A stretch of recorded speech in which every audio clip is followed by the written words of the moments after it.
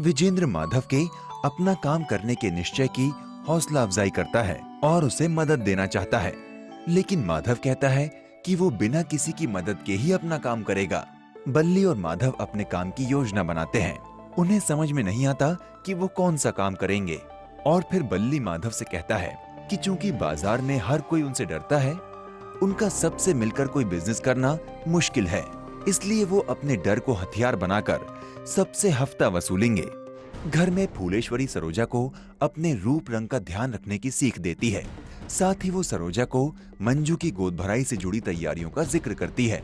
माधव और बल्ली बाजार पहुंचते हैं और वहां हर कोई उन्हें उनके पिता की पहचान से सलाम करता है। माधव को कोने में एक डरा हुआ कमजोर आदमी बंसीलाल दिखता है और फिर वो दोनों बंसीलाल को हफ्ता देते हुए देखते हैं। माधव और बल्ली ये तय करते हैं कि वो अब बंसीलाल से हफ्ता नहीं मांगेंगे। घर में फूलेश्वरी सरोजा को गोद भराई के इंतजाम के लिए 50,000 रुपए देती है। फूलेश्वरी उन रुपयों को माधव को देने को कहती है क्योंकि वो चाहती है कि गोद भराई का सारा इंतजाम माधव देखे। बंसीलाल को कुछ गुंडे धमकाते हैं और उसे 50,000 के कर्ज के रुपयों को एक दिन में लौटाने को कहते हैं। गुंडे बंसीलाल को ये धमकी देते हैं कि अगर उसने उनके पैसे नहीं दिए तो उसकी दुकान तोड़ देंगे और घर को जला देंगे। माधव उन गुंडों को बीच में रोकता है। तब वो गुंडे उससे कहते हैं कि उसके पिता भी ऐसे ही अपने कर्ज के पैसे उन गुंडों से वसूल कराते हैं। माधव को ये बात बहुत बुरी लगती है कि उसके पिता के जरिए भी गरीबों पर जुल्म हुआ है। माधव बंसीलाल के 50,000 रुपए देने का जिम्मा लेता है। अब आगे। कैसे मिजाज हैं राजा बेटा के? सुबह से दिखे नहीं। माधव ने कल वाली बात को काफी दिल से लगा लिया बाबूजी। काफी सीरियस हो गया वो और कुछ करने का भी पक्का इरादा बना चुका है, वो भी बिना किसी की मदद। विजेंद्र, अभी वो बच्चा ही तो है, संभाल लेगा वो सब कुछ, लेकिन बहुत समय लगेगा। देखना, ध्यान रखना कहीं जिद में उल्टा सीधा ना कर बैठे। मैं तो ध्यान रखूंगा ही बाबूजी, आप चिंता मत कीजिए। प्रमुख जी, पंडित जी कल का मुहूर्त निकाले हैं मंजू बहू की गोद भराई के लिए।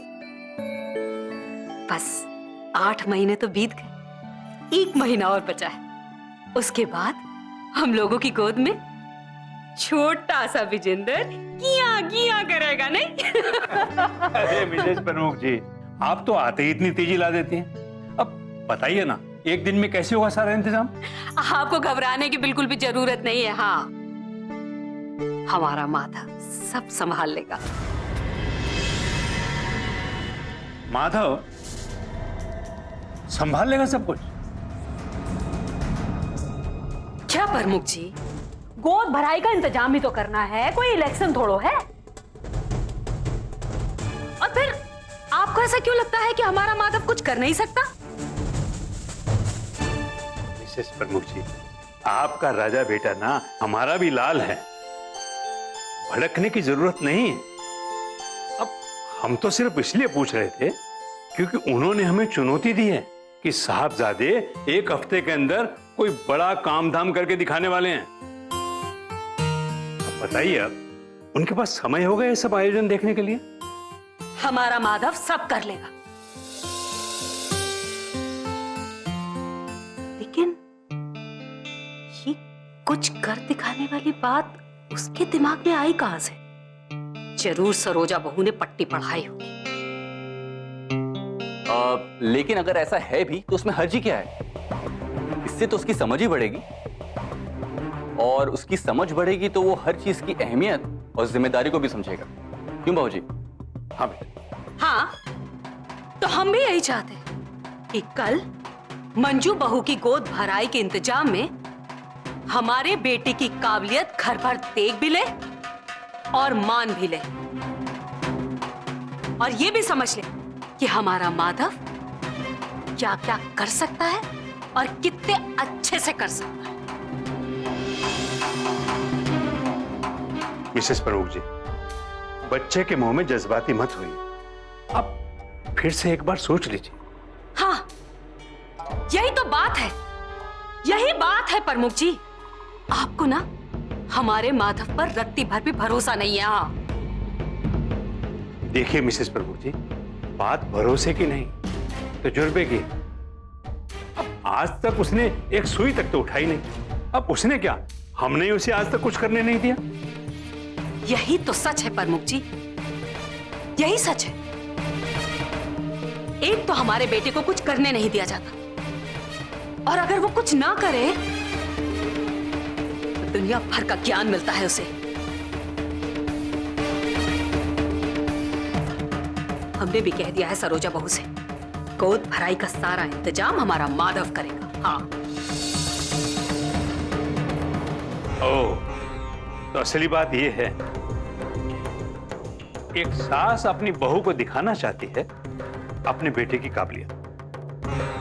बोल लीजिए प्रमुख जी, जी भर के बोल लीजिए आप। कल जब हमारा माधव सब कुछ करके दिखा देगा ना, तब हम बोलेंगे हाँ। अरे हाँ, अभी तो आपके मुंह में जबान ही नहीं है।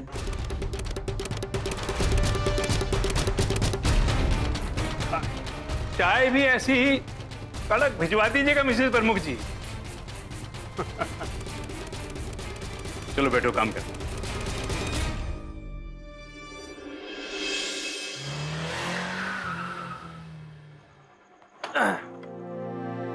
चलिए भैया।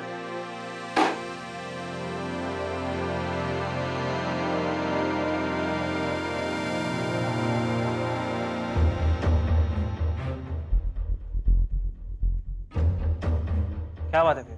आप अब तक उस बूढ़े आदमी के बारे में ही सोच रहे हैं? हाँ या बट, लेकिन उस बूढ़े की बात से ज्यादा उस गुंडे की बातें हमारे कानों में खटक रही हैं। कैसे खाना उसने कि उसने हमारे बाबूजी के कहने पर बहुत सारे लोगों की टांगें तोड़ी। हमें तो विश्वास ही नहीं हो रहा। भैया आप ज्यादा ही सेंटी हो रहे हैं। अरे आपके कहने पर हमने भी कितनी बार हाथापाई की लोगों से। इसमें इतना सोचने वाली कौन सी बात हो गई? हाँ बल्ली, हम जानते हैं, लेकिन चाहे कुछ भी हो, उसका वो बेबस चेहरा, उसकी वो आंखें हमारी आंखों के सामने जा नहीं रही, और ऊपर से हम उस पर और जुल्म करेंगे। हमसे रहा नहीं जा रहा बल्ली। हमें संग्राम भैया या फिर बाबूजी से तो बात करनी होगी। भैया अभी कैसी बहकी बहकी बातें कर? अरे हम राय खानदान के हैं। बड़के बाबूजी के रुतबे और नाम से सारा कस्बा डरता है। एक बात समझ लीजिए, जिस दिन ये डर खत्म ना, उस दिन ये रुतबा भी खत्म। क्योंकि ये जगह सिर्फ दो जुबान समझती है, या तो डर के मर जाओ या फिर डरा के जीते रहो। बल्ली हम ये सब जानते हैं, बचपन से हमने भी यही सब देखा, पर पता नहीं उसकी बेबसी हमें कचोट रही। ऐसा लग रहा है जैसे वो हमें आवाज दे रहा है। भैया आप ना उस बूढ़े आदमी को उसकी जगह पे रहने दीजिए, छोड़ दीजिए उसे। अरे बिगानी शादी में अब्दुल्ला दीवाना क्यों बने? उस पे पढ़िए, वो अपनी नैया खुद पार लगा लेगा। वो अपनी नैया खुद पार लगाएगा? उसके पास होगा ही क्या? भैया आप क्या कहना चाहते हैं? अरे उसकी नैया पार लगाने के लिए आप खुद को डुबो देंगे क्या? और कहां से लाएंगे हम 50,000 उसको देने के लिए? भैया एक तो पहले हमारे ऊपर नालायक का धब्बा लगा हुआ है, उस पर अगर गरीब को देने के लिए 50,000 मांगे ना, तो रईस से इज्जत भी चली जाएगी। हमने फैसला कर लिया, हम उसकी मदद जरूर करेंगे, फिर चाहे हमें कुछ भी करना पड़े। अगर ये बात है माधव भैया, तो हर बार की तरह इसमें भी हम आपका साथ दें, फिर चाहे जो भी हो जाए। भैया हुक्म कीजिए कि कहाँ डाका डालें। 50,000 बड़ी रकम है, तो बड़ी जगह देखनी पड़ेगी। देखनी तो पड़ेगी बल्कि, कुछ भी हो हम उसकी मदद जरूर करेंगे।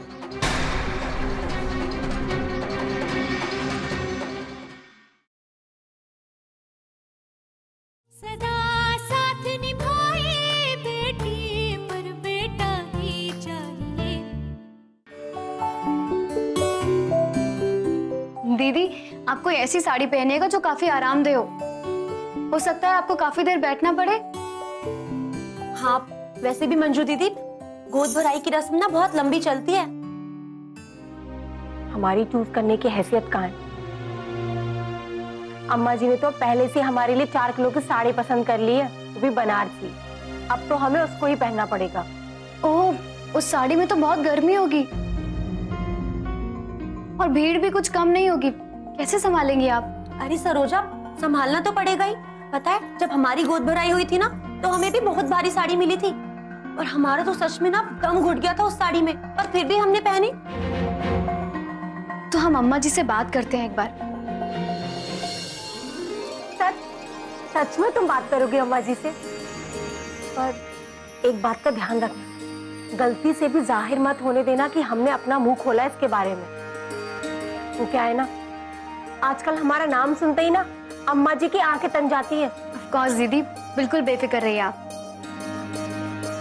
लेकिन सरोजा, अगर अम्मा जी तुम पर बरस पड़ी तो क्या हुआ दीदी, कोई बात नहीं। हाँ, वैसे भी तुम्हें तो अम्मा जी की डांट खाने की प्रैक्टिस हो चुकी है ना, लेकिन हम तो सच बताए ना, हमें तो अम्मा जी से बहुत डर लगता है। हमारा तो एकदम से रोना छूट पड़ता है उनके सामने। दीदी, अम्मा जी की डांट में भी हमारे लिए प्यार छुपा होता है, फिर क्यों बुरा मानना। हाँ भाई, सावन के अंधे को तो हरियाली दिखेगी ना। देवर जी के प्यार में इतना पागल हो गई ना कि हर जगह ना प्यार ही प्यार दिख रहा है। वैसे तुम्हारी प्रेम पुजारी है कहाँ? आप भी दीदी। सरोजा जी, लो आ गए माधव भैया। बड़ी लंबी उम्र है आपकी भैया। लगता है हमारी बात हो रही थी। होनी ही चाहिए। हम तो सच में सोच रहे थे कि देवर जी अब तक सरोजा को खोजते खोजते आए क्यों नहीं। क्या दीदी,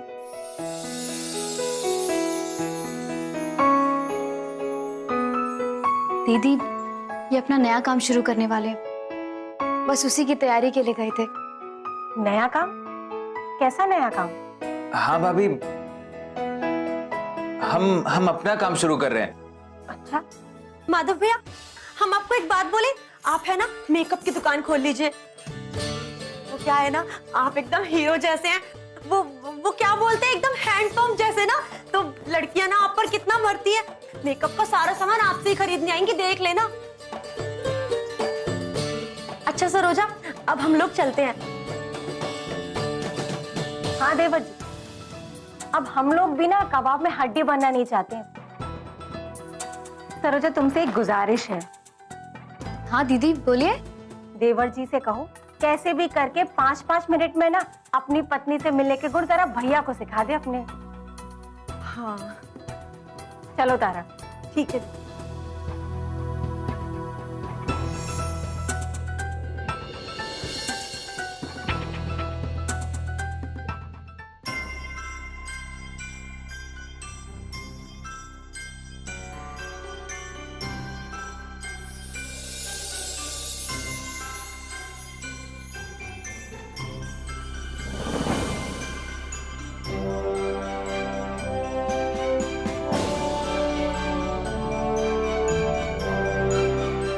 बहुत याद आई हमें आपकी। ऐसा लगा कि बहुत समय से आपको देखा ही नहीं। हर आहट पे लग रहा था कि जैसे आप हैं। कैसा रहा आज सब कुछ?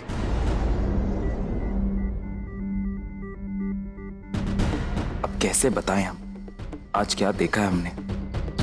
क्या हुआ, कुछ बोलिए ना। सब ठीक तो है ना? सब कुछ बहुत अच्छा लगा।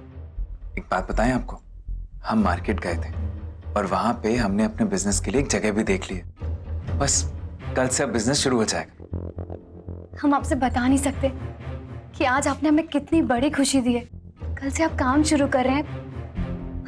हम ये सोच सोच कर कितने एक्साइटेड हो रहे हैं, आप समझ भी नहीं पाएंगे। वैसे कौन सा काम करने वाले हैं आप? वो अभी कुछ पक्का नहीं है ना। एक बार पक्का हो जाने दीजिए, हम आपको सब कुछ बता देंगे। श्योर।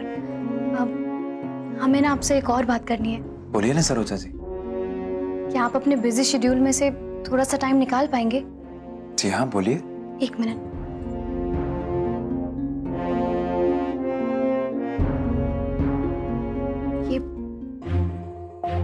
ये लीजिए, 50,000 रुपए हैं। अम्मा जी ने कहा था आपको देने के लिए। कल मंजू दीदी की गोद भराई है ना, और वो कह रही थी कि उसकी सारी जिम्मेदारी आपको उठानी होगी। ये पैसे उसी इंतजाम के लिए।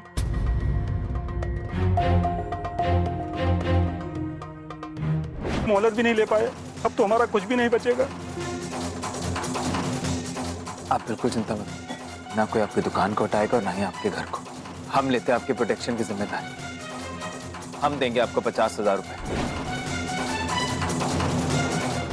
हमें मालूम है कि ये जिम्मेदारी बहुत बड़ी है, पर हमें यकीन है कि आपकी तरफ उठ रहे हर सवालिया निगाह को आप भरोसा जरूर देंगे।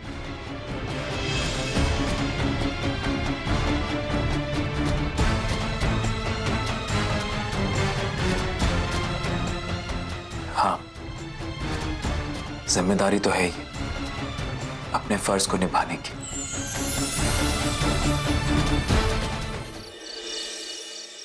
अरे वाह, क्या बात है। बल्ली, भैया बैठिए ना, देखिए धोनी धो रहा है। बल्ली ये सब छोड़ो, बाद में देख, हमारी बात सुनो। भैया मैच देखने दीजिए ना। हम कह रहे हैं ना, हमारी बात सुनो। आप भी ना। ये देखो,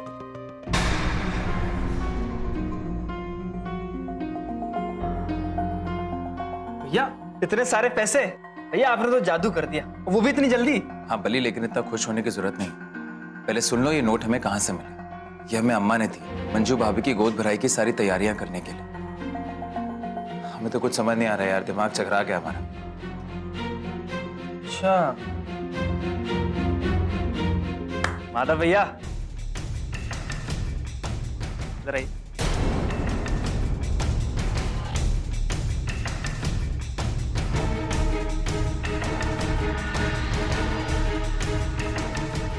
बल्ली अगर ऐसा नहीं हुआ तो? अरे भैया होगा कैसे नहीं, हम कह रहे हैं ना। आप तो बस टेंशन छोड़ दीजिए और चैन की बंसुरी बजाइए, बाकी सब हम संभाल लेंगे। कैसी बातें कर रहे हो तुम बल्ली? माधव भैया आप एकदम सही कह रहे हैं, और जैसा कह रहे हैं ना बस वैसे कीजिए। आप रिलैक्स कीजिए, जाके हम सब संभाल लेंगे। हाँ भाई, अरे दीजिए, रिलैक्स कीजिए आप।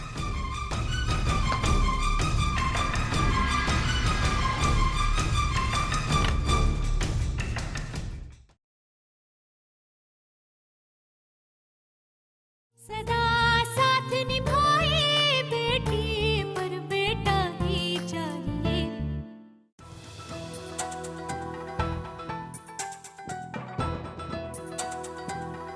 हे भगवान, हम क्या पहने, कुछ समझ ही नहीं आ रहा है हमारे। ये भी अच्छी नहीं लग रही है, समझ में नहीं आ रहा है। ये पहन ले।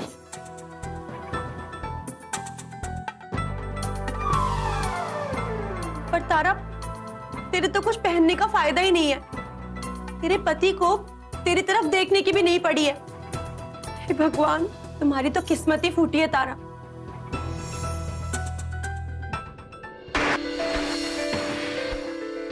अरे ये सब कहाँ बना रखा है बेड को?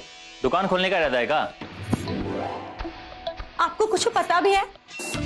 कल घर में इतना बड़ा आयोजन है और हमें बाजार से कुछ दिलवा के लाने की बजाय, हमारे लिए कुछ लाने की बजाय आप हमें ताना मार रहे हैं। हाँ, हमने दुकान खोल रखी है, सब देख लीजिए। हाय हाय हाय, लगता है तारा रानी का सच में मूड खराब है। कहाँ की रानी? आपको पता है, एक रतन लाल है। रतन लाल? कौन रतन लाल? रतन लाल ना लाखों में एक पति है। कुछ पता भी है आपको? किसका पति? अरे हमारी सामने वाली पड़ोसन का पति। उसे अच्छी अच्छी पिक्चर दिखाता है, उसे अच्छी अच्छी साड़ियां दिलाता है, इतना अच्छा अच्छा खाना खिलाता है। उसकी पत्नी ना हर रोज श्रृंगार करके बस घूमने निकल जाती है। और एक आप है, आप हमारे लिए सब कर सकते हैं क्या? नहीं ना? अरे क्यों नहीं करेंगे? पहले हमसे कोई पूछे तो सही। सच में आप करेंगे? हाँ, लेकिन एक बार रतन लाल की बीबी से भी पूछना जरूरी है ना कि वो हमारे साथ घूमने चलेगी कि नहीं चलेगी। हे भगवान, हम क्या करें? या हम अपने घूमने की बात कर रहे हैं और ये है कि रतन लाल की बीवी को घुमाने की बात कर रहे हैं। यानी क्या करें इनका हम? रतन लाल की ऐसी की तैसी उसकी टांगे तोड़ के उसकी खटिया खड़ी कर देंगे हम, अगर उसने तुमको घुमाने के बारे में एक बार भी सोचा तो। अरे हम अपनी और आपकी घूमने की बात कर रहे हैं। आप हमारी बात समझ क्यों नहीं रहे हैं? हम रतन लाल की नहीं, अपनी और आपकी बात कर रहे हैं। समझते ही नहीं है कुछ। आप है ना, बस खाली बातें कर के ना अपनी बातों में उलझाते रहते हैं। पर हम ही जानते हैं, जब हम अपनी देवरानी को या फिर पड़ोसियों को उनके पतियों के प्यार पर इतराते देखते हैं ना, तो हमारे दिल को कितना दर्द होता है। ये आप क्या जाने। अरे वो तारा रानी, तुम तो सच में दुखी होगी। बात मत कीजिए हमसे, आप काम करने दीजिए हमें हमारा। अभी भी हमारी बात नहीं सुनते हैं। ये लो, तुम्हारे लिए। सच में? और हम आज के बाद तुमसे बहुत प्यार करेंगे और तुम्हारा बहुत ध्यान रखेंगे। लेकिन अब ऐसे रूठा मत करो मेरी जान। हम खोले? हाँ, देखिए।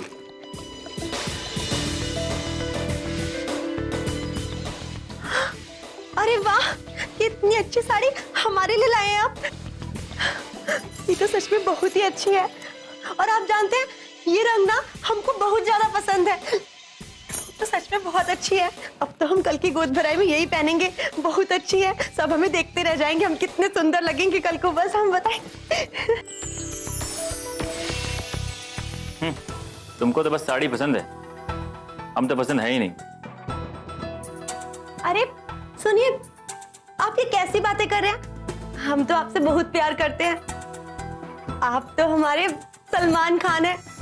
और साड़ी के लिए बहुत बहुत थैंक यू।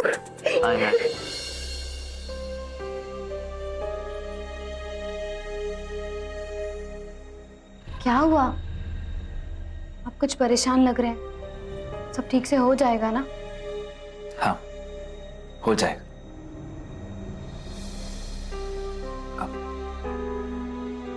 सरोजा जी, आपसे एक बात पूछे? हाँ हाँ, पूछिए ना। अब आपको हमसे कुछ पूछने के लिए परमिशन थोड़ी ना लेनी होगी, बोलिए। जब पुलिस हमें पकड़ के ले गई थी, तब आपको एक बार भी ऐसा नहीं लगा कि हम गलत हैं?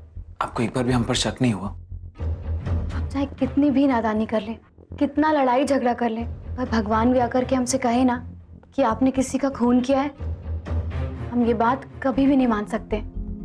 हम ये अच्छे से जानते हैं कि आप कोई क्राइम नहीं कर सकते। सरोजा जी, ये बात सुनकर हमारे दिल को बहुत खुशी मिली।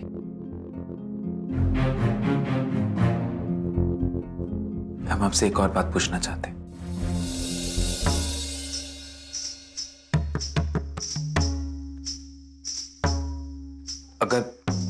अगर पूरे घर वाले हमारे खिलाफ हो जाए,